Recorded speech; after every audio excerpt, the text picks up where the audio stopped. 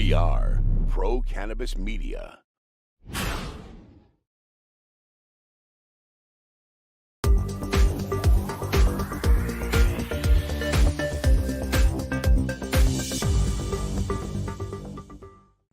Hi, everyone. Welcome to another edition of In the Weeds with Jimmy Young, our regular weekly podcast here at Pro Cannabis Media. But this is the unveiling of a brand new set that we're going to be using multiple different ways as we move forward in our content production.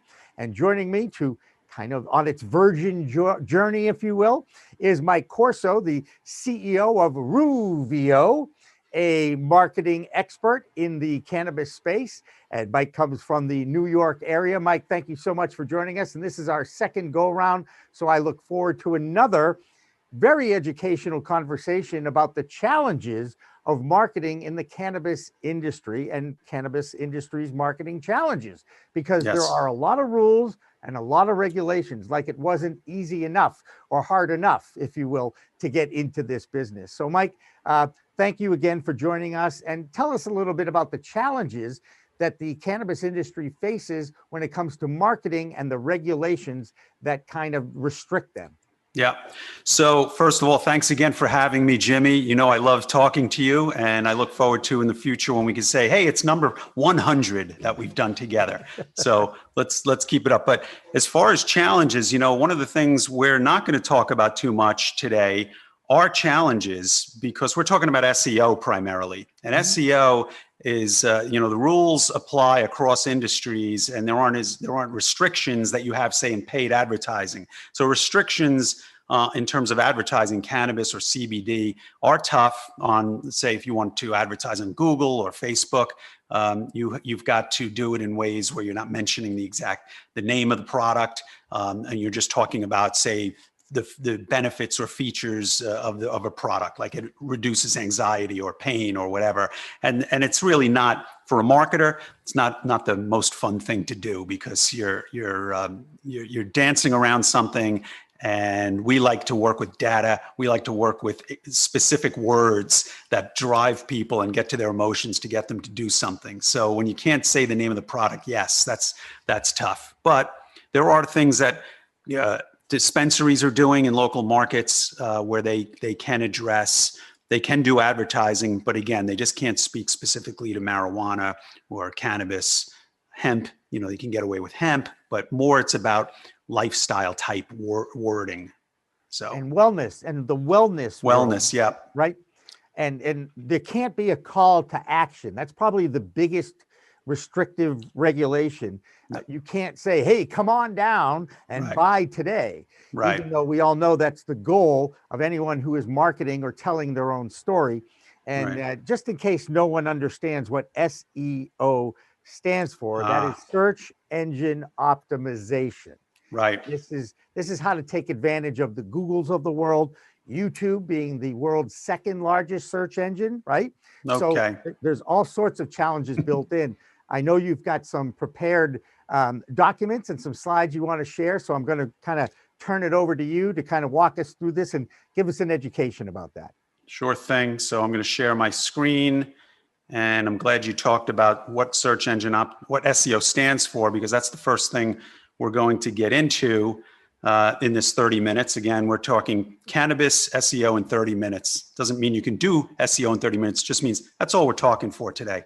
So we're going to talk about what is SEO, the fundamentals, the importance of link building, and what you should be doing now. I'm not going to get into the weeds of SEO. Thank you for letting me use that phrase. We're not going to get into the deep state of SEO. We're going to leave that 20% out there. I'm going to focus on the 80% of the stuff that's easy for anyone to understand and things that they should be doing right now. And it comes down to content. And we're going to talk about how do we get to that content. But why are we here? To grow revenue. 70% of the people look up a dispensary online to check it out before they become a visitor. So that's important. The vast majority of consumers, they look to Google before they make a buying decision. We're going to talk about local SEO versus national SEO. So think of this in terms of If I'm going to do a SEO campaign for a local dispensary, I'm looking to optimize and rank for cannabis dispensary in San Mateo, or Boston, Massachusetts. I'm not a national brand where I need to get my word out. I need to rank across the country for my brand. Local, so we're going to put up content that's not geo specific. So here, back to what you were explaining what SEO means, search engine optimization. And that's the problem with SEO. It started early on with that acronym, and it's just wrong. We're not optimizing the search engines, right? Right. We're optimizing websites. So it's website optimization. That's the goal. So if you see here on the right, this is, the search results page. We're looking to optimize our website so that it shows up in any of these organic listings. You'll see this page has no paid ads. So all of these are organic listings other than this answer. People also ask box here. So you have all of these organic listings, and the goal is to be on page 1 for whatever search term or product or service that you offer. So 4 words that will change your life. Okay, this is no matter what website you have, but especially now, with cannabis, there's so much content you can be putting out there, educational content, CBD, a lot of educational content around CBD because it's a much more popular product and people have questions about CBD. Can I give CBD on pets? Do I take CBD for, sleep, to help with sleep, pain, anxiety, whatever. So the 4 words, they ask, you answer, all right? Simply put, if someone is typing in a search in Google about a product or a service that you provide, then you best put up a page of content answering that question. They have a question, you know the answer, put it up there, because that's when Google sees that you have this content on your site and it's tagged properly. Okay, I'm not going to get too much into meta tags and what you have to do on the back end of your website. If everyone just focuses on putting up content and then bring in an SEO pro to fix it, optimize their tags and all of that stuff. You want to put tags on your images also with those important keywords, which we're going to talk about in a second. But put up the content, answer the questions that are out there, and you are 80% of the way there to an SEO home run and to ranking on page 1. All right. Now, also an important part of this is figuring out what content. So that's no. I'm going to actually interrupt you. Not just what content, okay, yep, but what form. Is it audio? Is it video? Is it audio and video? Or is it text? Yeah. And because search engines, I believe, they don't actually hear the videos or the audios. They need to read the text. Isn't that right. accurate? Yeah, and that's why you'll see a lot of blog posts that have a video. Like if you embed, and we were talking about this the other day, let's say you do a video and you upload it to Vimeo or YouTube. Now you want that in your blog post. So you just take that snippet of code, you embed that video so it shows up in your blog post. Smart marketers will then get a transcript. They'll spend the 20 or 30 bucks to get a transcript produced of the words that are spoken in that audio or video. So that's important. And then not only that, you also, we're starting with the tips here. So hope people are writing stuff down. Here's your tip. When you put text on your page, link, if there's something on your website somewhere else, and you have a word in your text that refers to that page of content, link, that's called an internal link. So make sure you link from one page to another. Google likes to see internal links going back and forth. So you want to see like 2 or 3 internal links on your page. Not a bad idea to also link out to a third party's website. That shows you're a good citizen of the web. Google respects that as well. There are 200 variables in the Google algorithm, and that algorithm changes almost every day. They're going to tweak it one way or another. But 200 variables, they won't tell us which are the most important, but we know, for instance, like the meta title of a page is important. The headline, the meta headlines, the H1 tags are important. All the image tags are important, things like that. But those internal links are important. Links to outward are important. And half of our job with SEO, when I'm working with a client, is making sure we're getting external links. That means links from third-party websites coming into our websites. So that's important. Is there a ratio of internal to external? Is it 50-50? Is it No. more internal than external?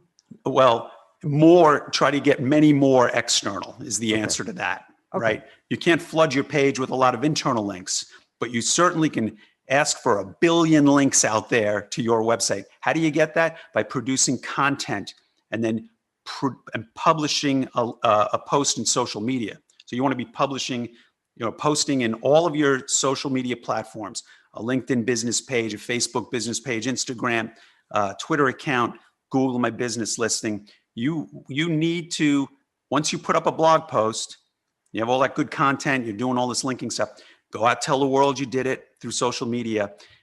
You never know who's going to see that reference in social media and say, oh, I'm going to link to this because this is a good resource, right? CBD for dogs. I'm just writing an article about this. I'm going to link to him. Those are the very valuable links. And that's why I say we spend half of our time in SEO getting those external links to your website. Very important. So how do we get on page 1 of Google? First, through keyword research, which we're going to look at in a second. Publishing content, like I just was talking about. Promoting via social media. Building trust. Trust, again, meaning that you are the authority in this space on this topic, okay?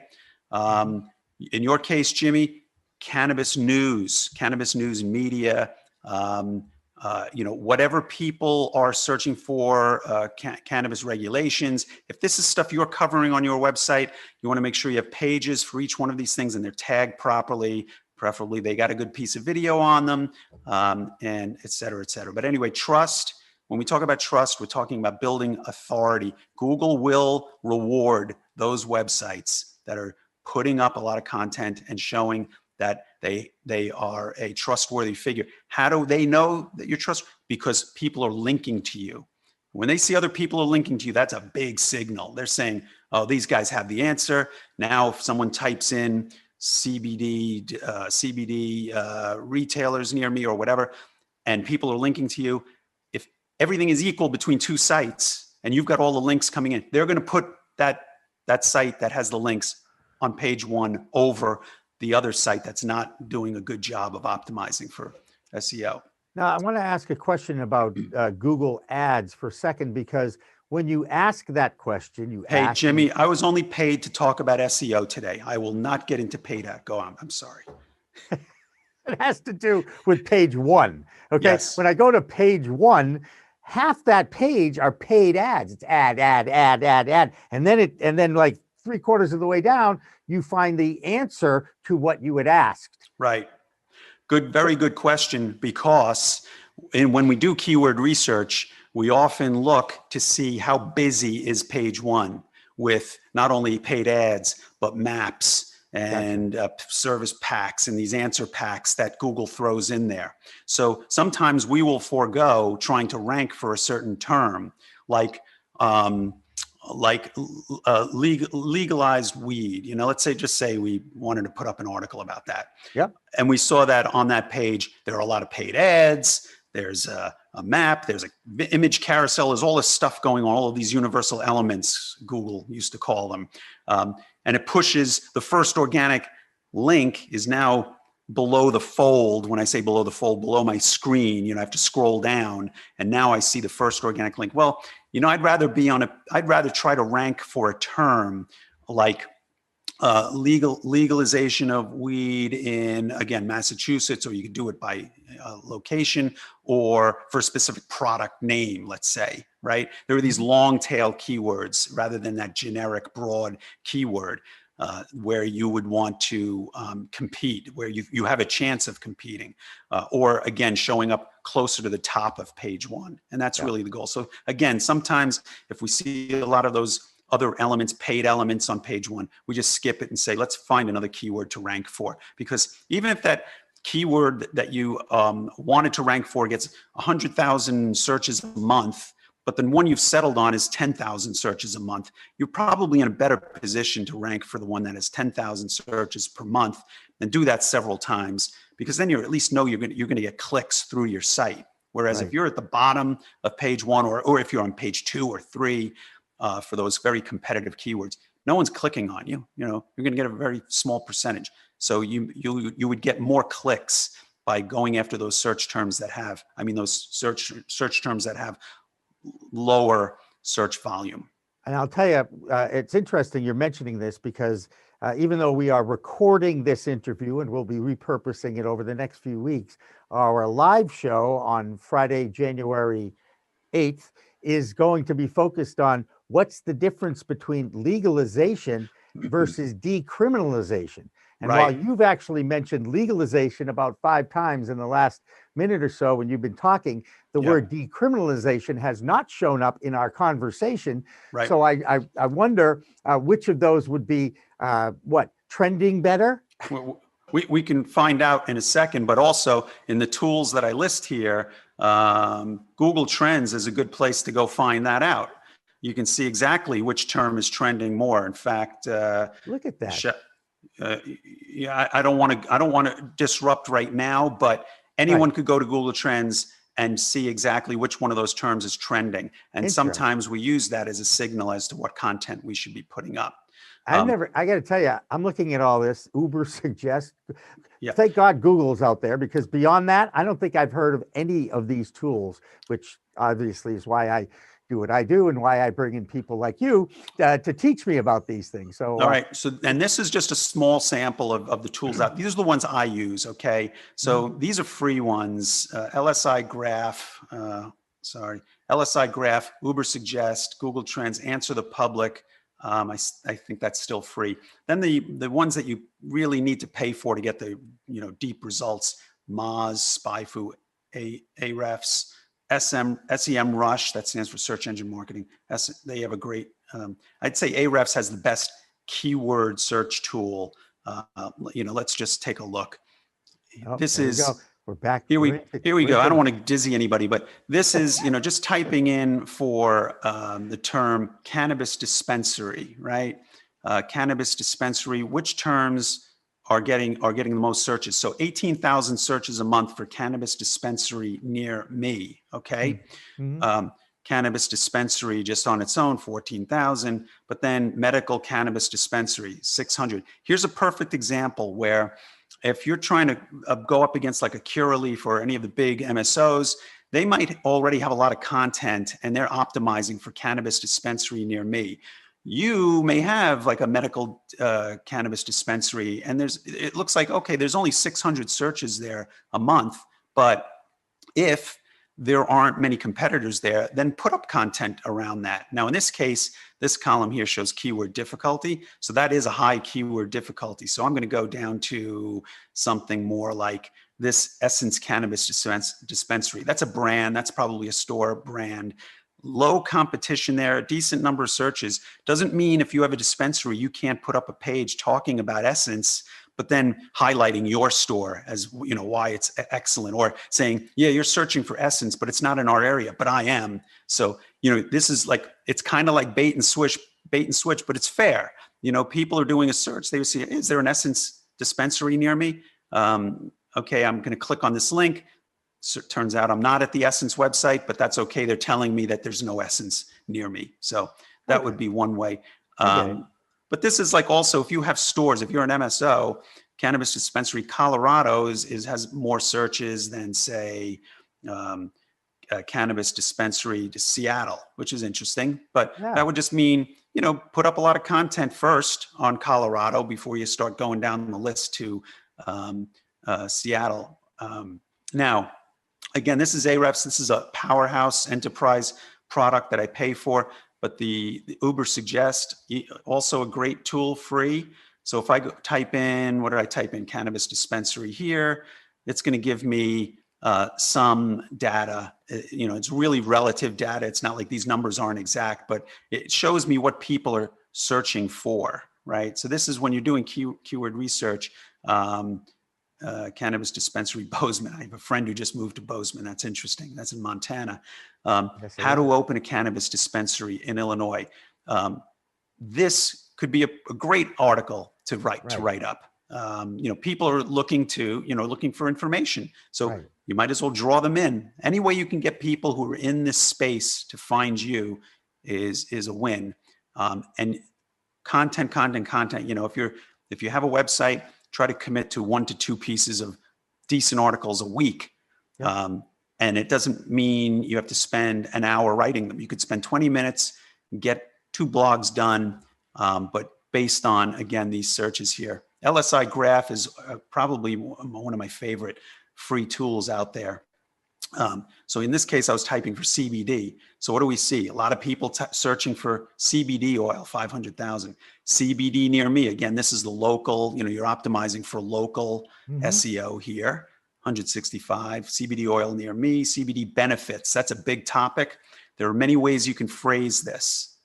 CBD benefits, without claiming that you can cure cancer or cure COVID or cure any virus. That's really important because we know the FDA actually has come down on a few companies out there that have those claims out in their Google world, in their search world, on their internet site, whatever, and they come down on them for that. Yeah. So now look at this, where to buy CBD oil, and again, these numbers aren't like scientifically exact, but they're good.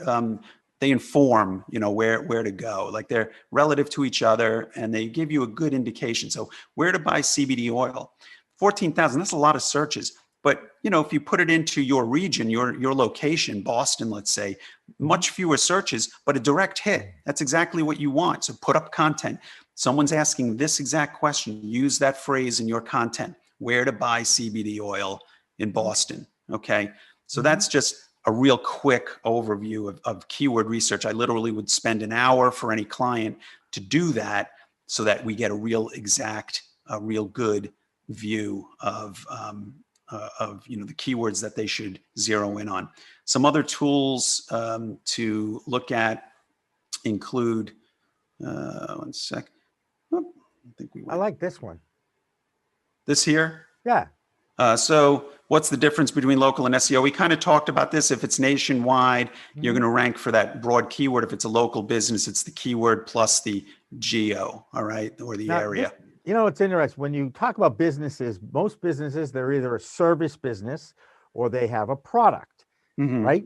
And that's pretty much, and I wonder, are the strategies the same for services versus products? Or does it matter? It's still web traffic, it's still eyeballs, it's still interested people asking the question. So you still have to tell them how to find it or how to find you. Right. It is very similar. The only difference, like when you're talking about, like, say, local service providers, like say a home service provider, then you're really focusing on local SEO, and the Google My Business listing is super critical, making sure you have that filled out and that you're getting reviews. You want to drive people to their Google page and to their Facebook business page to post reviews. That's really essential in services on the local level. Just one other thing on, if you have a WordPress site, you definitely want to get this SEO plugin called Yoast. You also want to make sure you have Google Analytics set up. This may be obvious to most people. Now, is that plugin, hang on a second, nothing's obvious to me. Is that plugin specifically for WordPress? And yes. Are there other plugins out there for other websites that have, other? No, other platforms, like whether you're talking about, like, say, Wix or Weebly or Squarespace, they have their own, like, SEO kind of built in, but the Yoast plugin is a little more robust. And since it's done, it's created by a developer, like WordPress exists because there are tens of thousands of developers creating all sorts of stuff for WordPress. So this guy's been around forever, and he's got like the Rolls Royce of SEO plugins. Is it Mr. Yoast by any chance? His name is Joost. He's, I think, he's from one of the Scandinavian countries. Norway. I think he's from Norway. Do you remember Ned Yost of the Mets? Eddie Yost. Eddie Yost, right? Third base coach. There you go. I knew there was a Yoast Sports reference in there. Anyway, if you on your website, you should definitely have Google Analytics, obviously, set up a Google Search Console. Schema app. Now, I said I wasn't going to talk about technical stuff. Schema.org, or structured data markup, is kind of technical, and it's just another way to signal to Google what's on your page. So like meta tags, just consider this a step up. So I just point people to this. I love this company and what they do. Martha is wonderful. She has a thing called schemaapp.com. And if you just go there, you can get schema structured data markup put on your site relatively easily, and it really helps. So My building brain trust. hurts already. What's that? My brain hurts already with all No. these different technology things and tracking devices and search devices. Go ahead, keep going. Yeah. No need to, if your brain ever hurts, that means you don't have the right number of people helping you out. It's like, know what you're strong at and make sure you hand off stuff to the people who are experts in various fields. Working on that. Talking about trust and authority, how many other sites on the internet link back? We talked about this. This is really important, getting not only links from other sites, but high quality sites. So, going to like, MJ BizCon or something, or, a Cannabis related site that's got a good amount of traffic. Getting a link from them is really, really good rather than just a small blog, let's say. And it helps, Google put you higher up on page one. One other keyword tool I forgot to mention, people also ask. And that's just when you're in Google and you do a search, you see this box here. So if I typed in craft beer, which I did in this case, it also said, people also ask, what's considered a craft beer? What's the difference between craft beer and regular beer? There you go. Put up content about this stuff. Whatever craft beer you have, these should be blog pages on your site. Of course, you can customize them a little bit. How do you make your blank craft beer? You could put your brand in here. But the point is, this is a good, very free keyword research tool. Interesting. Now, I've seen that and I never understood it. So that I've already learned quite a few things today. Yeah. Backlinks, again, very important to get these backlinks from high domain authority websites. Guest posting on some sites. If you can get somebody to let you to post something like I will do on your site, I'll post something on your site about marketing for the cannabis business. When you link back to me, I will be like drinking champagne that night because that's a very valuable backlink. Thank you very much in advance. Gotcha. No problem. Happy to, whatever helps you out to drink a little bit more is always something I'm positive about. And it's Friday. We're almost near Friday. That's right. We are recording this on a Friday. Exactly. We talked about this last time. 4:20 somewhere, Mike. It's 4:20 somewhere, right? In about an hour. So we talked about this the last time, this customer journey. We did this cannabis customer journey. I just put this slide here again, just to show where we are in terms of SEO. So SEO is under this green findability section. Everything's important here. People becoming aware of you through paid advertising or email or whatever. That green section, can they find you in search? Can they find you on maps if you're a local business? Then everything else after that is very important. Reputation, getting reviews, your website, making sure it converts people, meaning converts them to give you their email address. Even if they're not going to buy something, give them something to download of value right on your homepage so that you start collecting email addresses. So then you can, remarket to them down the road. Gotcha. Conclusion. How are we on time? Dan, what are we doing? You're right. We're within the next 3 minutes. We wrap up. Everybody goes home happy. How's that? All right, great. Conclusion, create unique content and lots of it. Use content relevant keywords, again, based on that keyword research that someone did for you. Create internal links. Again, you put up a blog post, link to other pages in your website. Know your competition. I say it's not who you think because people say, oh, it's that big brand. No, the competition is whoever's on page one ahead of you. Or if you're on page two, anyone on page one for a keyword, for a search term that you want traffic for, everyone on page one is your competition. That's who you're going after. So look at what they're doing and then do it better. If they have 100 pages of content, put up 110. If they have 50 backlinks, get 55. That kind of thing. And then you use, run a keyword gap analysis. This is a whole nother session we could do. And this is really enlightening. We should do this. I'm serious. Because maybe it'll be next week's talk or whatever.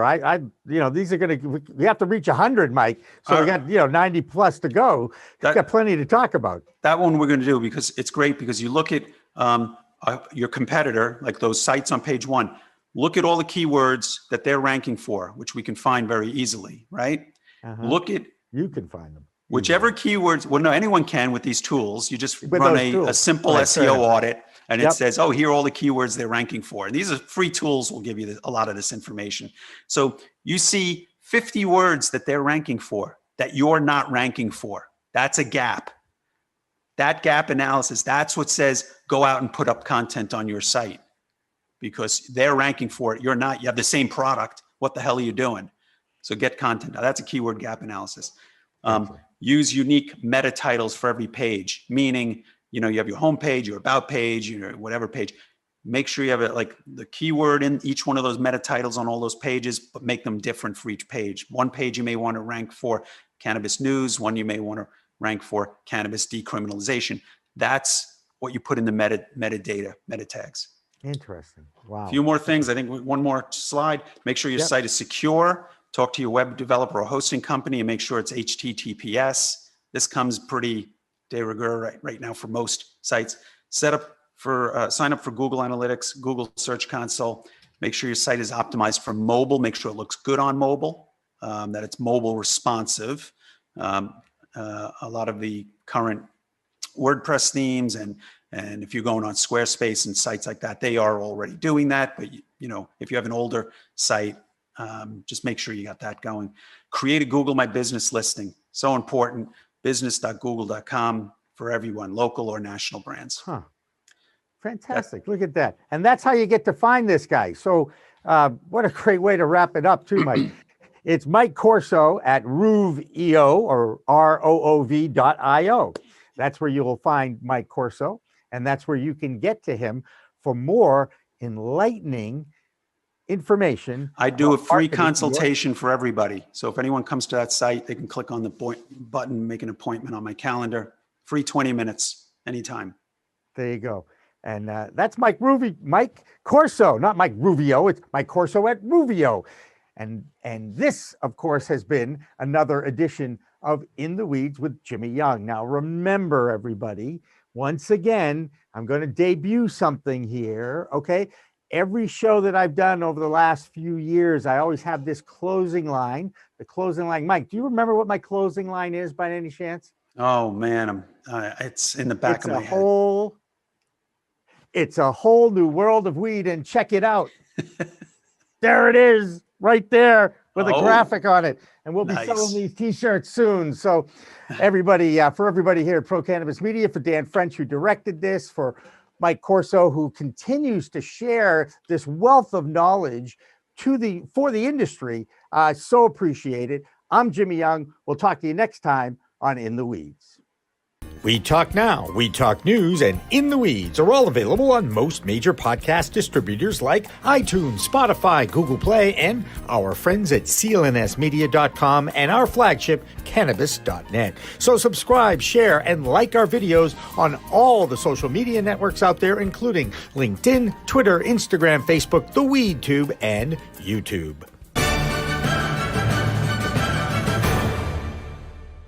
Weed Talk and In the Weeds are two productions of Pro Cannabis Media supported by Revolutionary Clinics, one of the top medical cannabis dispensaries in the Massachusetts area, now with 3 locations in Greater Boston, 2 in Cambridge and 1 on Broadway in Somerville. Rev Clinics has a patient-first mission. They will customize your needs as a medical patient with the proper titration and combination of strains, flavors, and products. Rev Clinics, where the patient comes first.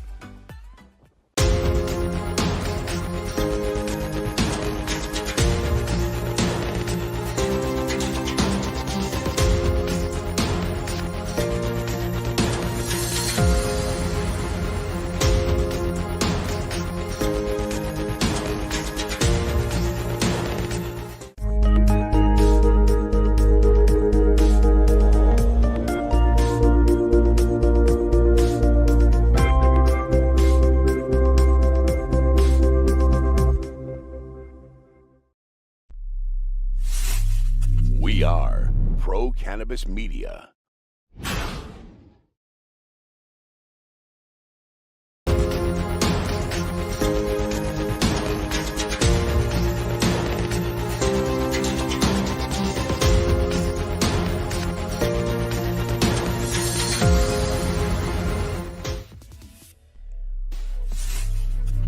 are Pro Cannabis Media. He is one of the lobbyists for the National Cannabis Industry Association. In fact, I believe his official title is Director of Government Relations for the NCIA. His name is Michael Correa. Michael, are you there? I am here. Can you hear me? I can hear you fine, and I think we could see you too, which is just terrific. And I so appreciate you joining us here live Friday afternoon for a little cannabis chat. One, I appreciate the opportunity. I love talking about cannabis. I love talking about the issue. And strange world, my office is blocked from the Capitol, and we almost had a coup attempt 2 days ago. But I came in here. Everything's cool, but it's great chatting with you guys. Well, obviously, the first question was, I hope you're okay. And where were you during that action a couple of days ago? Like I said, our office right here is about a block from the Capitol. And I usually come in every day. One, it's COVID, but to get away from my family and to be able to do some stuff and focus. But I stayed away. On Wednesday. And we had one of my coworkers came in, I think to record a show or something. And he said it started getting crazy. Then he heard gunshots and he's like, I got to get out of here. And so it's silly season. But, now I walked around the Capitol yesterday. There's the perimeter. It's only a day. It only came a day late where they got a perimeter out. There's lots of National Guard out there.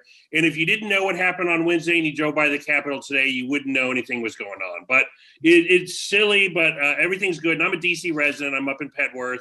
I stayed up there, but everything seemed to be isolated just right around the Capitol grounds. It's an amazing city. Needless to say, it's our nation's capital. My brother's been down in that area since 1976 when he graduated Georgetown Law and has been working in the law field ever since and then he decided it was a good time to retire.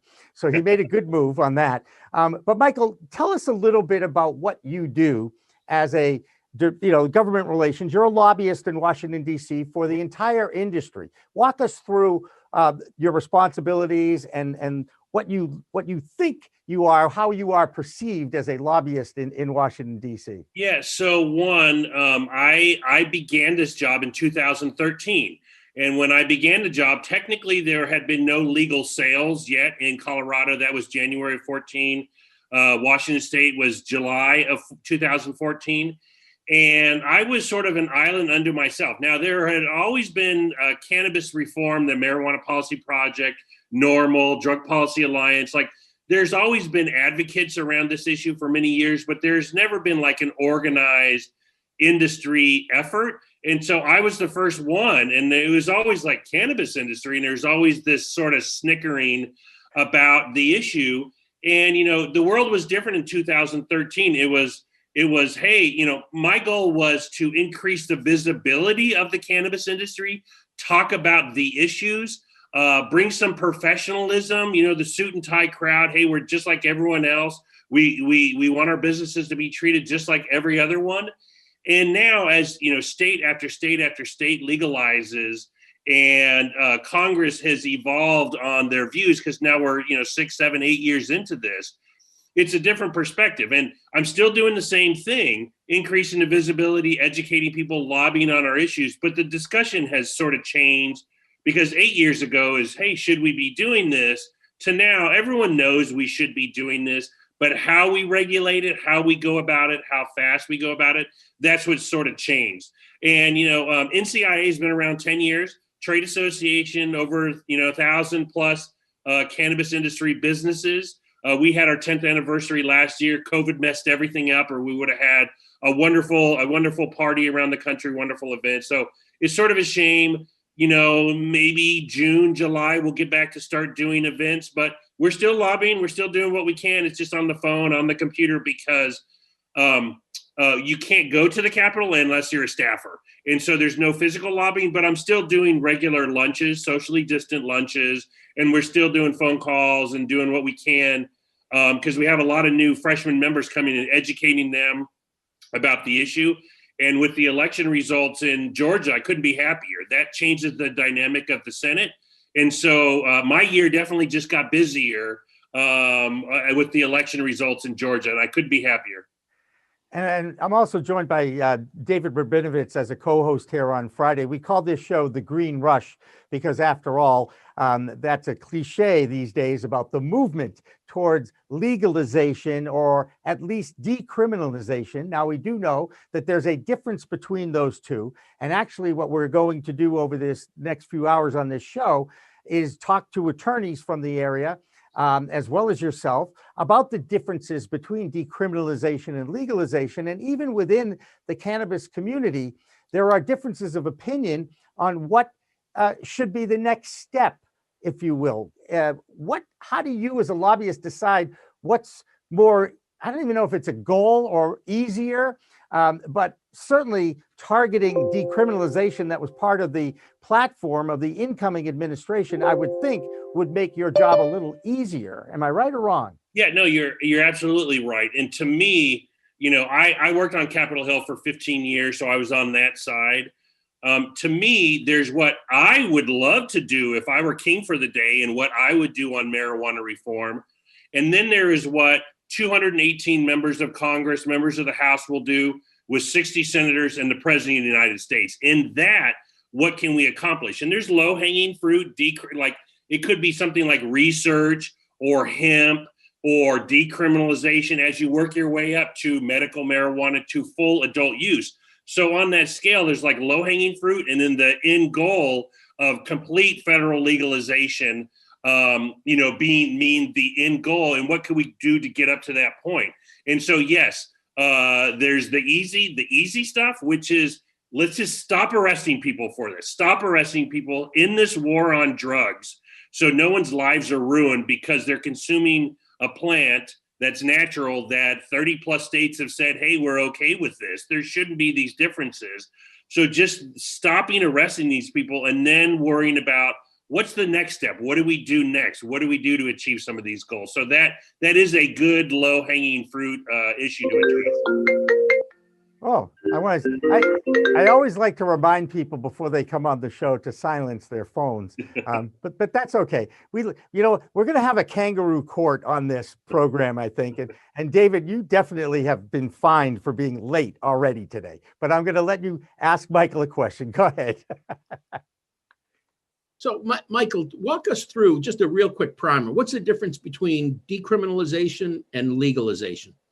So decrim usually means like no arresting, prison time, criminal records, first possession, small possession. It's usually like it's a local infraction, a civil versus a heavier charge. And so like a perfect example would be I live in DC. In DC, cannabis is decriminalized, but there's no legal industry to sell it. So I can have it on me. I can grow it. The other day, I actually had some cannabis with me in a car, and I was driving, and a cop pulled up behind me.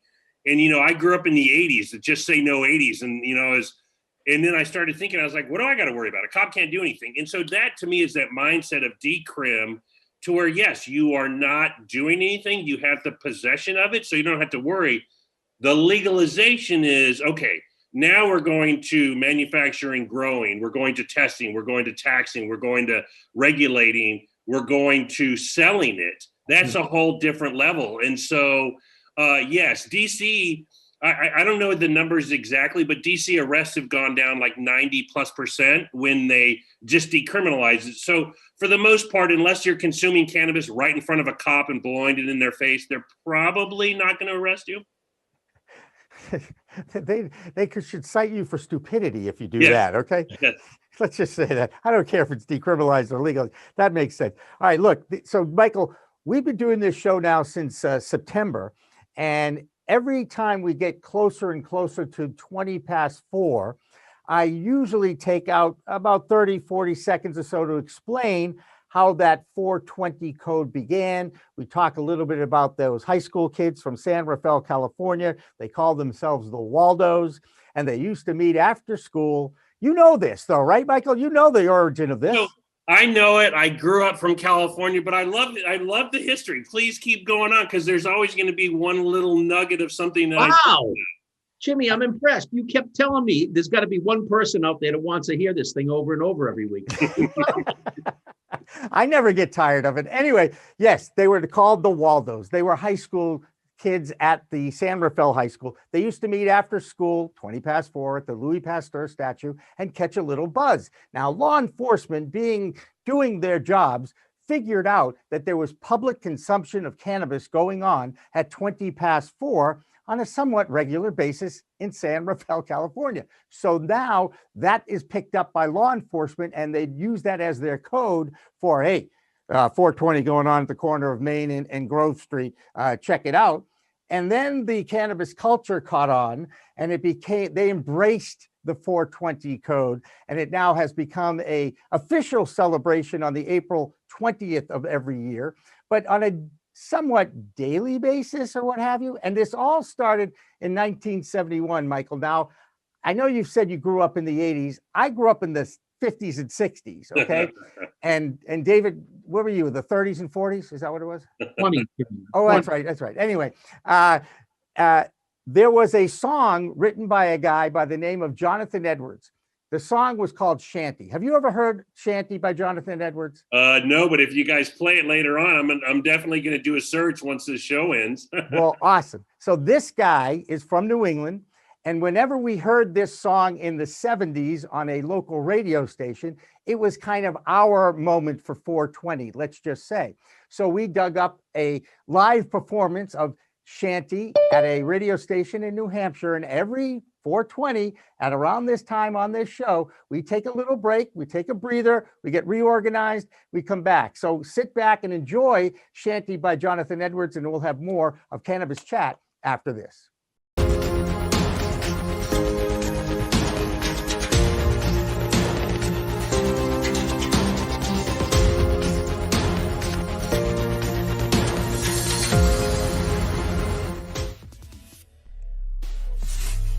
We are Pro Cannabis Media.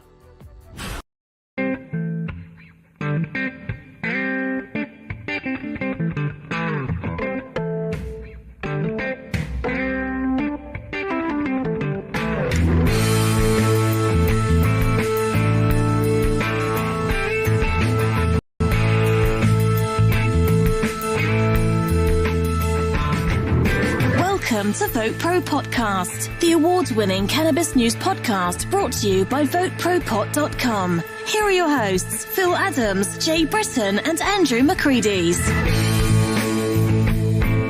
Well, hello once again, ladies and gentlemen, and Happy New Year. Welcome, everybody, to our annual now. Right. We've been around long enough to have annual things. And this is our annual New Year's podcast.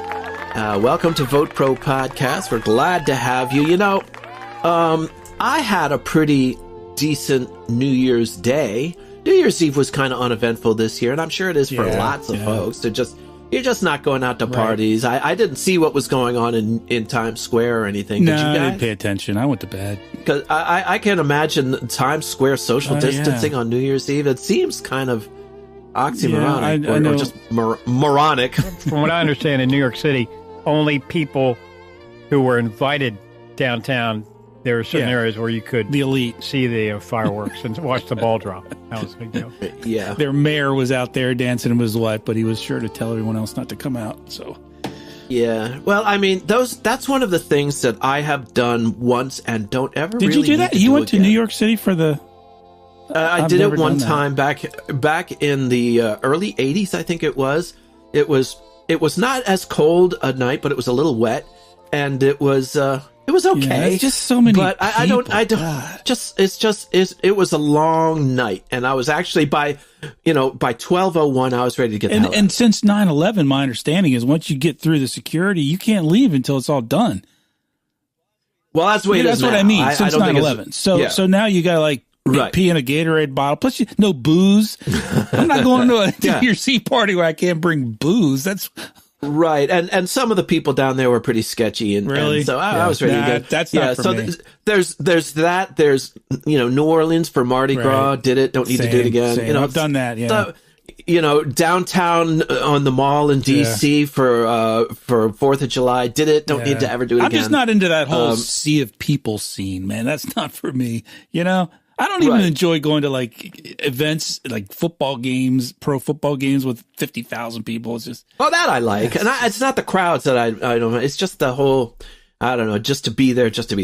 You know what else today is, Phil? Today is a very special day indeed. I'm sure, but I'm sure you're going to tell me. It is fuck you guys. It is our colleague Andrew McCready's birthday. Happy birthday, buddy! Happy birthday, Andrew McCready! It's the worst day of the year to have a birthday. We have been friends. All three of us have been friends forever. Andrew's been my best friend since we were 10 years old. So it's 50. Jay was telling me that.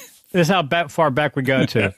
For his birthday when we were young. Like a 12. I gave you, what did I give you? We were talking about George Harrison on the phone yesterday. Yeah, that's right. I gave you all things must pass. You mentioned something about that album. Anyway, that's how long we've known each other. So we've had, 50 freaking birthdays together? Yeah, you and I have been friends for 50 years. And I knew you guys since not too long just a couple years after that, junior high school. So happy birthday, my friend. Happy birthday. Happy birthday and happy new year. Well, see, we are much more humble in these days of yore, and I don't think I used that phrase properly, but that's okay. And what we're going to do today, like we usually do, is first of all, we're going to listen to our predictions from last year for 2020. And, our delusions. Yes. Right. Which predictions usually are. And some of them are kind of almost on point, and some of them are just kind of laughable. But we're going to go there, and then we're going to knock out some new predictions. And so we'll have something to laugh about next year. This is we've been doing this for 2.5 years now, guys. 2.5 years now, and we really haven't learned a fucking thing in all that time. No, that's not true. But really, 2020 turned out to be kind of a banner year. It's weird. Everyone's talking about what a horrible year 2020 is, and for obvious reasons that's the case, but not so much when it comes to cannabis, right? Right. But it really wasn't a bad year for cannabis. Not at all. It was a really good year for cannabis. So let's start with some of the predictions for 2020. And Andrew, you had a number of them, and Jay was kind enough to kind of catalog those for us. But, I got a little clip. Let's play the clip. Here's the clip from last year's show, same time last year. Here are Andrew's predictions. So now that we've gone through what happened in 2019, there's a whole bunch of stuff just waiting to happen in 2020. What do we think some of those things are going to be? Andrew. Why do I have to go first? I bet you have, Inside joke. Why do I have to go first? I'm just kidding. Well, because, Because I was pointing at myself. We're going alphabetically. Okay. By first name. Okay, my predictions for 2020. As I was saying, I want to just run down a bunch of them real quick. I think there's going to be a big increase in the international cannabis business industry. I think other countries are going to get more ingrained. I think you're going to see more and more countries legalizing and setting up regulations quickly. And we're going to bring it all to you. I don't think there's going to be any federal legalization as long as Mitch McConnell is the leader of the Senate, the majority leader. I believe cannabis will. This is a hard one. Either cannabis is going to play very little or any role in the 2020 elections, or it's going to be a hot button issue. I don't know. I kind of believe it's not going to be that big of a deal. Okay, next. I think Tucker Carlson is going to launch his own line of hemp bow ties. Let me see. Next. That's going to be a tough one, man. I don't think that's going to happen. Not even a laugh, dude. You have to listen to the previous show where Phil went off on Tucker. So I went off on Tucker, and rightfully so. Okay. Now here's a big one. I predict that the anti-cannabis groups are going to do a major pushback. It's going to be their battle of the bulge. And it might happen during the 2020 elections. I think the last gasp. I think it's going to be their last hurrah. That's going to be their kamikaze run, their bonsai run. Excuse me. And then, for last but not least, I think there's going to be a big breakthrough in medical marijuana research. I think they're going to come up and go, "Officer, we just cured, crickets or something, rickets or whatever, psoriasis. Hey man, if you can cure crickets with weed, I'm there. I think they're going to come up with a cure for like psoriasis or heart disease. All this new research is finally going to pay off. I think you're going to start seeing some breakthroughs. Also, another thing I predict for this coming up year, I think people that you do not associate with marijuana are going to come out of the closet and go, I smoke weed. Or there's going to be a picture of someone like Rush Limbaugh doing a bong hit. Right. Or, I think Don Jr. doing a dab would be great. So big increases in the international cannabis industry, more countries legalizing. How did that pan out? I think do we know of other countries Andrew that was legalized? right about that. Andrew, right? There was a lot of movement in the international market in legalization. Mexico's coming up, and so So I think he was right on with that. Your next prediction was that there would be no federal legalization because of Mitch. Well, you nailed that one. I think we could all we could all make that one. You said that Tucker Carlson would make a line of ties. That was because the week before Phil had gone off on Tucker. So that was a joke that. Oh yeah, I was railing on Tucker Carlson. Yeah, he was saying some anti-weed stuff. And I predicted that he's going to come out. Oh, hemp ties. That's right. That's right. Going to come out with his own line of hemp ties. Right. Did that happen? No, I don't think that happened. But no. So you missed. We'll give you that one. We'll take that one. I was going to say one of the ones that I recall was the anti-cannabis groups would mount a pushback. I don't know that we saw that as much as we had thought. What do you think, Andrew? I think we did see some pushback. Absolutely. Did you? Okay. How would you? Where? I mean, I don't know. Well, people have, this year we heard, because of the COVID virus, I mean, the people weren't, in session a lot. That's true. But you heard a lot of congressmen and senators saying, doing whatever they could to, I don't know. I think it's a gateway drug and all that crap. I don't think you're seeing that. They did. That's true. I don't think you're seeing that as much as we. Not as much as you did, but I still. And I think it's too dangerous for them politically now because the polling you got to be a moron to go out there and. But there's still that's really there still true. Are a few though. It depends on your geographic location. I think there might be some states where if you want to make it through the primaries, you got to be against weed. Right, but when you have Mississippi legalizing, South Dakota, Oklahoma, the resistance is starting to wear down. Absolutely. Let's take a listen to Phil's predictions. Well, I am going to start with a little political prediction. It was been widely reported that 66% of American citizens favor legalization of marijuana. I'm saying that by the end of 2020, that number is going to be closer to 3/4. That's going to be 75% of Americans. Wow. Damn. Now it's not going to be spread evenly across the country. There's still going to be plenty of places where it's not popular. But I'm going to go out on a limb and I'll go as far as 75%. I think we're going to gain 9 percentage points in the coming year. Where's that going to happen? Where are they going to get those points? From the right or the left? We're going to get those points from not so much the right or the left, but from housewives, suburban housewives, evangelicals, people who traditionally have been on the opposite side are going to start realizing military start going to and I think it's going to be much more widely accepted within the medical community. So I think one of the leading edge issues of cannabis reform will have to do with prison reform and incarceration reform and criminal justice reform in general. Criminal justice reform in general. Another prediction is along those lines is that Mayor Mike Bloomberg, former Mayor Mike Bloomberg, who is a vocal anti-marijuana, I won't say crusader, but that's where his stance is. He's going to change his stance. As it gets further into the primary season, he's going to be faced with that at some level, and he's going to modify. He's on record as saying that legalizing marijuana was, quote, the stupidest thing anybody has ever done, unquote. And, my position is that criminalizing marijuana is the stupidest thing anyone has ever done. But I predict that there's going to be some modification in that before this primary season is over. Because he's going to stick around to the convention. He's got the money to do it. And sometime between now and July, it's going to happen. And I admit I kind of went out on a limb a little bit, but, you get caught up in the moment. I predicted that by this time, 75%, fully 3/4 of Americans would favor legalization. Now, that didn't quite come to fruition. That was, but there was a big gain. By this time last year, it was somewhere around 65, 66%. And it got up to close to 70%, 68, 69%, depending on which one. Gallup had it at 68%. I think you were pretty close. So it inched forward. It didn't surge forward, at least according to the polling.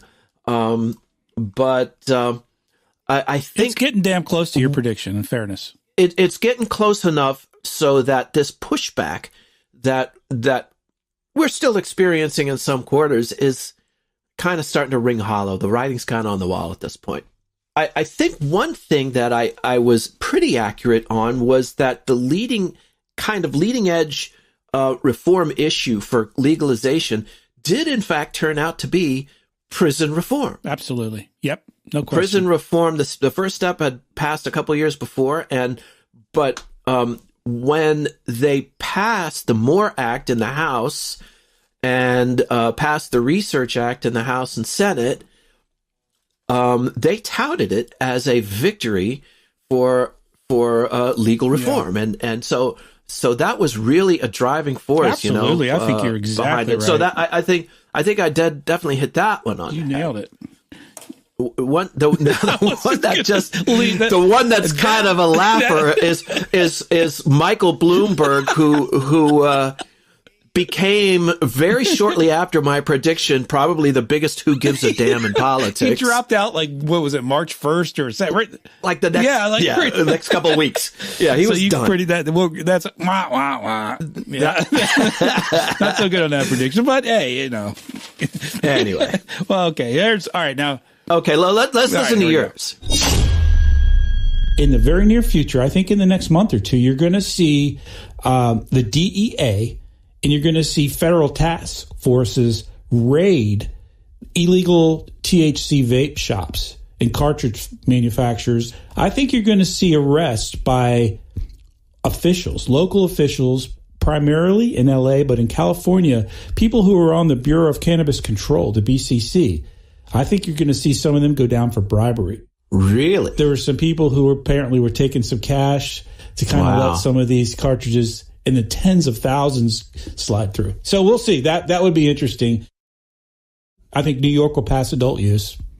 That'd be cool. I think most people feel that's going to happen. But my final one is weed stocks. I think weed stocks are going to remain stagnant or maybe even drop a little bit more. I don't see the stock market taking off as a whole, as a sector, until we get descheduling and we get the banking bill finalized and those things. I just don't see it happening. So I agree with you. I don't either.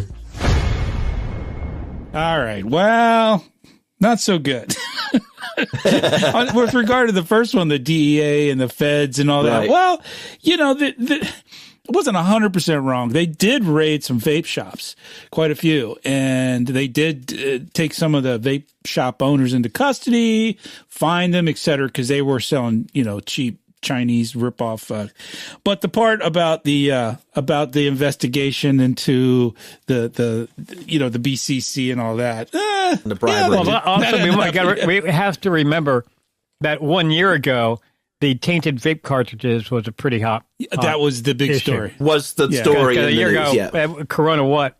You would have said coronavirus. Right, exactly, right. COVID. No one, a year ago now, nobody knew what that was. Very few, if anyone knew. I researched this morning looking to try to find if anything more had happened with my prediction. And there is an ongoing investigation, but no, nothing has happened with regard to BCC actual indictments for folks who are on the board and so forth. In California and Oregon and Washington and Ohio, they did bust a bunch of shops. But anyway, Andrew's right. That was the big story at the time. What was my other thing? New York. Well, that was no big, huge prediction. Everybody kind of saw that coming, and it didn't happen.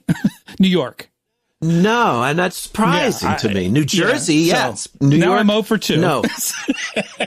New York. Yeah, but Jersey was legalized, so you're close. And that, and New York is going to be right behind them. I mean, there's no way New York's going to. The legislators are going to let Jersey cash in. Well, let's wait till we get to our predictions for next year. Good call. Yeah. Good call. And the other one was stocks, and I predicted that the stocks would flatten, and that certainly happened. That was no big. I mean, I'm not the only one. You predicted it too. Yeah, you didn't have to be Notre Dame to kind of sign to see that figure that one out, right? So those were our predictions from last year. I don't think it was all bad. We did okay. Okay, what about next year? Who wants to go first? I'll go first. Okay, I predict that they're going to pass the regulations and legalize personal use in Maryland this year. Cool. Yay! I think we're also going to see, like, New York and many other states are going to legalize for recreational because of the COVID virus. Again, we need to get jobs and we need to get some money rolling. But I'm still on the fence as far as federal legalization, especially with with Mitch. With Mitch. It all depends on what happens in the Senate in Georgia, right? Regarding that.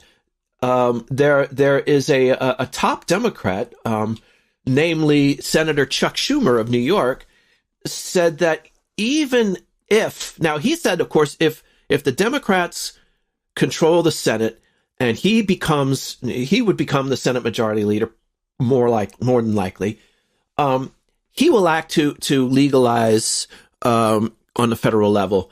But even if he doesn't, even if the GOP holds control, he says that there's still an opportunity, even under Mitch McConnell, to surprisingly move federal legalization forward. He said, quote, "It'll move a lot faster," end quote, if he is the majority leader. But he said on the issue, he said, "I believe even if," and he threw in, "God forbid, I'm not the majority leader, I believe that the pressure on McConnell is going to increase and we could make some progress." So that is hedging his bets, I think, there a little bit. Well, it's partly hedging his bets, but I think he's speaking as somebody who knows Mitch and knows the issues. That's true. And knows the makeup of the Senate. Even if it is in GOP control, it's not going to be as strongly in GOP control, and there will be added pressure. He said, he said that as long as Mitch is the majority leader, it's going to be very hard unless we have tremendous public pressure to get the bill on the floor. But he believes that, certainly if he's the majority leader, it'll pass. But if not, they could bring that pressure to bear. We'll so see. We'll see. But this, this could be just another instance of a senator talking out his ass. That happens from time to time.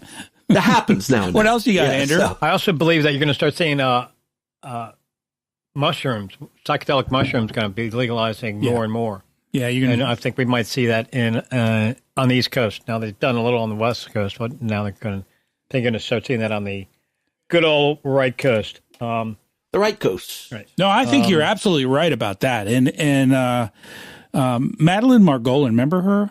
We interviewed her. Great. Well, she's started a magazine, and it's dedicated to psychedelics and legalization, as I understand it. So we should have her back on. She's a great guest. And I think you're right. There's so many articles out about it, and there's big movement in Oregon, Washington, and several other states, California, to legalize. Well, they have already legalized other drugs in Oregon.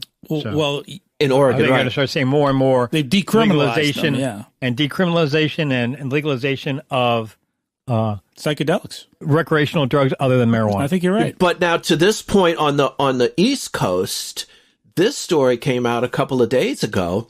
The New Hampshire Supreme Court ruled that a man convicted of possession of mushrooms was wrongfully tried because his use of psilocybin was part of his religious practices. So they basically upheld in New Hampshire the religious freedom to use psychedelic mushrooms. So do you think we'll see nationwide more and more people not going to jail for drugs and drugs being handled like a medical issue?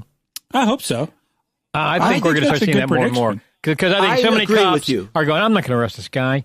You know? Yeah. And plus, he's in 10th grade. He won't be able to get into college. Yeah, I'm not going to do it to this kid. He's good. He just had a fucking joint fell out of his pocket. Well, you're hoping that's the attitude of a cop, but, you know. Yeah, but also you're going to see judges and prosecutors going. There's going to be some DAs that are going, man, I got more important things to do than that's a good point. Kids, a couple of high school, a couple of college kids who fucking, after a football game, were caught in their car smoking a joint. Give me a break. Well, I think you hit it on the head when you said judges too, because that's kind of the linchpin. Yeah. Because if the judges are going to dismiss these cases, the DAs are not going to waste their time with them. Oh, yeah, absolutely. I think you've hit it on the head with that one. I think it's going to be less of an issue. You got any other predictions? One last one. I think Trump is going to come out with his own CBD line. What's he going to call it, Andrew? What is he going to call it? You haven't thought of any names yet? Well, what else he calls that? Trump CBD. Of course it is. What else? Trump. Yeah, it's just going to have his name on it. The Trump brand. That's what he does. Oh my God, that's funny. You want me to go next, Phil, or you want to go next? No, I want you to go next. I'm keen to hear. We'll save the best for last. That's you. Whatever. Okay. All right. Well, I'm going to start with something that you guys just led up to, and that is the Georgia race, the Senate race. I'm going to predict that's a split. I'm going to predict that one goes D and one goes R, and that would leave McConnell as the leader. And that's also going to make it very difficult to get things through. So that's my prediction. I think it's going to be a split. I think Republicans take one, Dems take the other, and we'll see how that goes. I think that Virginia, since you did Maryland, I think Virginia is going to pass legislation that adds flour to the current medical program. And there's going to be many other states too, I believe. Yeah. Oh, yeah, exactly.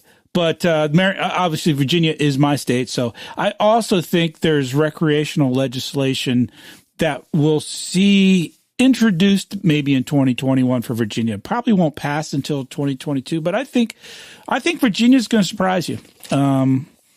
So I think that's possibly Texas, is another one where they've had multiple bills written up and introduced prior to the 2021 session, which starts, the next week or two, I think.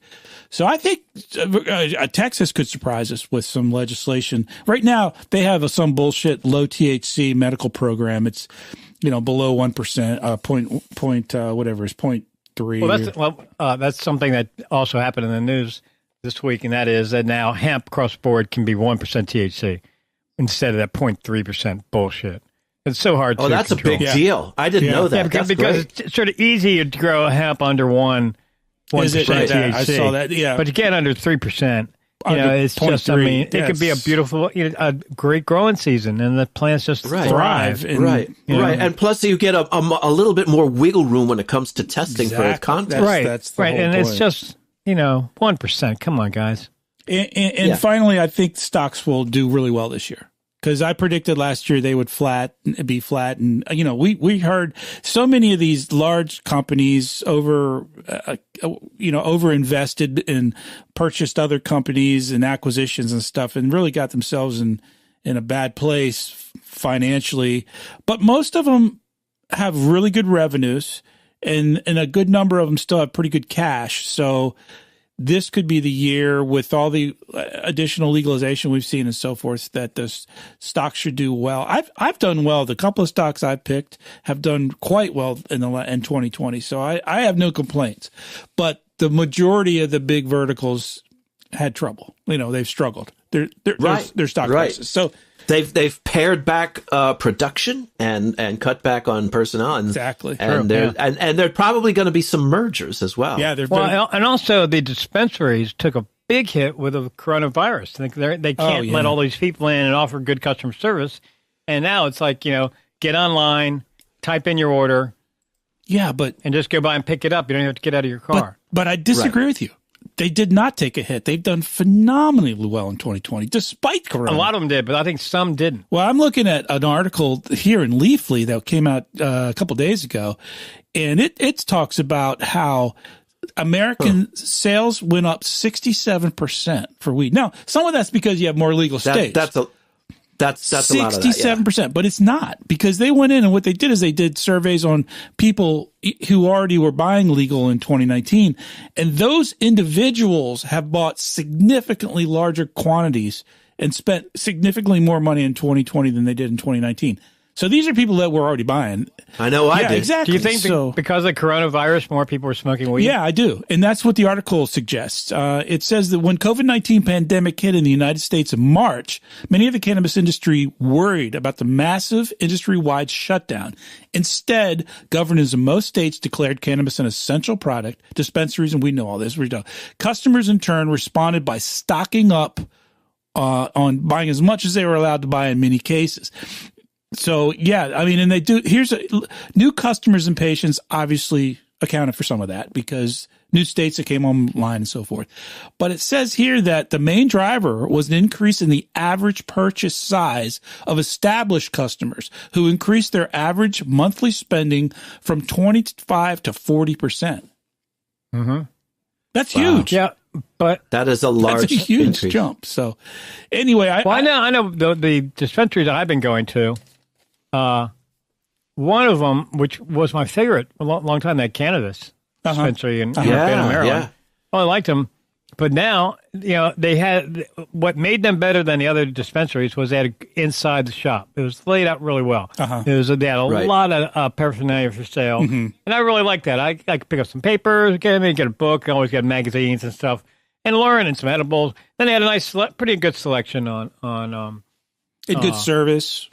Yeah, and good inside. Yeah, but now they put up a couple of tents up front that you drive through, and you type in your order before you get there, and it's no one knows you anymore. There's zero customer service. But that's and when I talked to them about it, I said, "When are you going to reopen the outside?" And they're going, "Oh, we're just going to keep it like this." Really? And I'm going, "But what about customer service? I mean, how can you?" Kind of defeats the whole purpose of a medical, I'm making air quotes, medical program, in Maryland. Medical. I have some questions. Or what about upselling me? Yeah. Yeah. Well, the bottom line is sales have boomed in 2020. Any way you look at it. Well, it's a seller's market. Everyone's going, "Oh, we're doing great." Yeah. Only because, there could have been no virus and you'd still be doing great. True.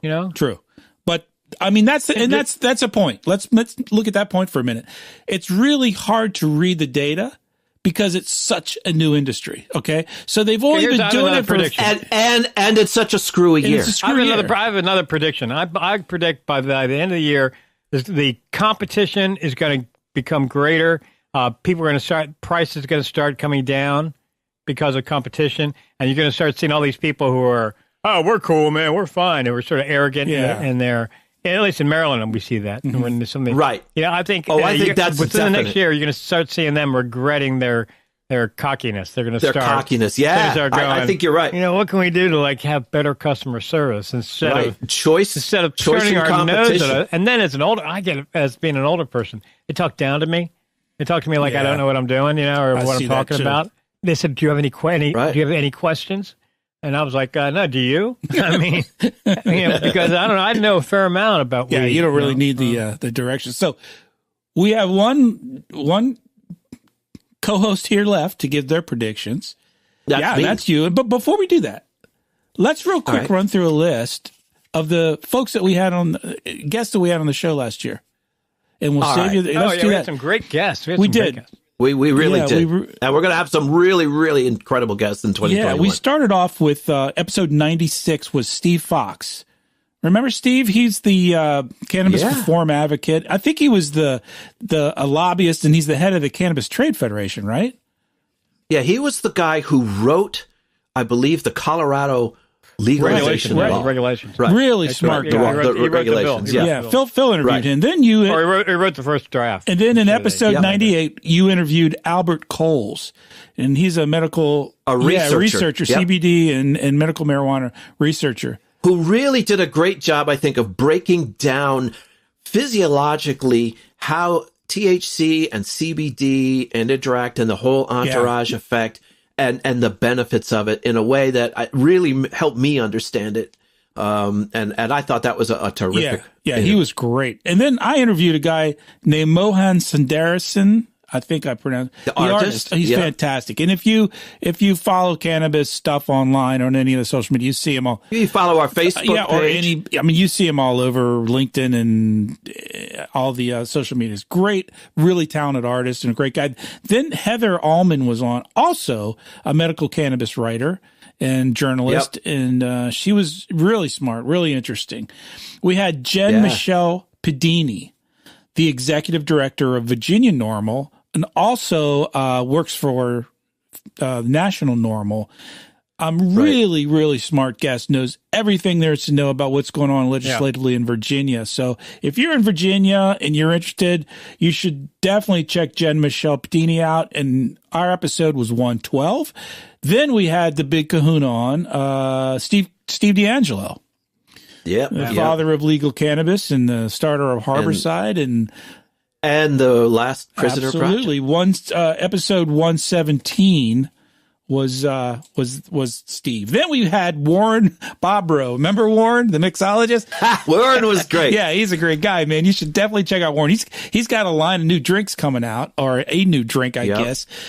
A new drink. And you got to know where this guy's coming from. He writes books on mixology, making drinks and inventing drinks. And he says the drink that he's about to bring to the market is a cannabis infused drink will set aside all other drinks to date because it tastes so great. So, and I believe him. He's a good dude. And then we had finally our last two guests on two separate shows. Warren was on episode 129, by the way. We had Kurt Dalton, Cannabis.net. He's on episode 142. Love Kurt. He's our buddy. Good friend. And our other good friend, Jimmy Young, was on episode 134 with Pro Cannabis Media. And he does a show with Kurt and our own Phil Adams. So those are our guests we had this year, guys. Let's bring back memories. I did an interview. I interviewed Anita. She was my shooter girl at Senior Frogs in Cancun. She also got me some weed, and I interviewed her. Yeah? Yeah. After you did tequila shots out of her belly button, or? No. How's Anita doing? Just fine. Just fine. We talk all the time. Oh, sweet. Well, we are. I'm going after I get through all this medical bullshit I'm going through. And part of I had some oral surgery, and part of I sound a little funny. Once I finish all this, I'm going down to Mexico for a couple weeks. And taking us with you? I want to go. No comment. You might be taking Anita. But he didn't invite us, so, All right, we're ready for a big drum roll for Phil's predictions to close things up. No, I don't think it warrants a drum roll, but all right. So first of all, I think that not so much. Phil, we paid for the fucking sound effect. You're getting a goddamn sound. All right. I think the first thing is that the Alabama Crimson Tide is going to win another national championship. What does that have to do with cannabis? Nothing. Okay. It's just a prediction. I think it's a Roll safe Tide. But I don't know. Ohio State looks really good. Did they just win? Did they just play a big championship game? They played the Rose Bowl yesterday, and they handled Notre Dame. Blowout. It was a blowout, and Ohio State blew out Clemson, which I didn't think was possible, but they did. Did they ever? I was surprised. But anyway, I think that the next thing that really kind of does have to do with life in general, but also directly affects weed, is that the coronavirus, the COVID pandemic, will begin to subside. That the vaccines are coming out. They're already. My niece has already received her first dose. I have someone else in my family received their first dose. By March, people in general are going to start getting them, and that is going to kind of relax life for the following summer. We're going to see a little bit more normalcy, and with that, on the heels of the big year that cannabis had in 2020, I think we're going to see a lot more of cannabis consumption kind of taking its place alongside of alcohol, just as a social, right, everyday mainstream thing. And that will feed into what Andrew predicted, is that the demand for cannabis products is going to increase. The choice and competition in the cannabis industry is going to expand, and those companies, and especially the dispensaries that say we're just going to keep doing the online and not do customer service, well, they may find it more difficult than they think to ignore customers. I think there is the trend that, in spite of all the new states with legalization, cannabis use among teenagers and the youth, users will not expand appreciably. It will stay steady. And I think those numbers, that data is borne that true already, and is already borne it, and I think it's going to continue because, really, the kids who want weed can already get it. So you're not expanding the market; you're just making it legal. Now, maybe the legal use will go up, but it won't expand. The number of kids using weed. Now, they shouldn't. Right. I will be the first to say that if you're not an adult, your brain is not fully formed, you shouldn't be doing much, if any, weed or alcohol. Now, it's going to happen. We did it. And it's not the end of the world, but you shouldn't really. We don't advocate use of teen use of cannabis at all. I think, those are the main ones, and mostly Roll Tide. Let me ask you, because you're kind of our political guru here. What are your thoughts on the Senate race in Georgia? Because that does have an impact.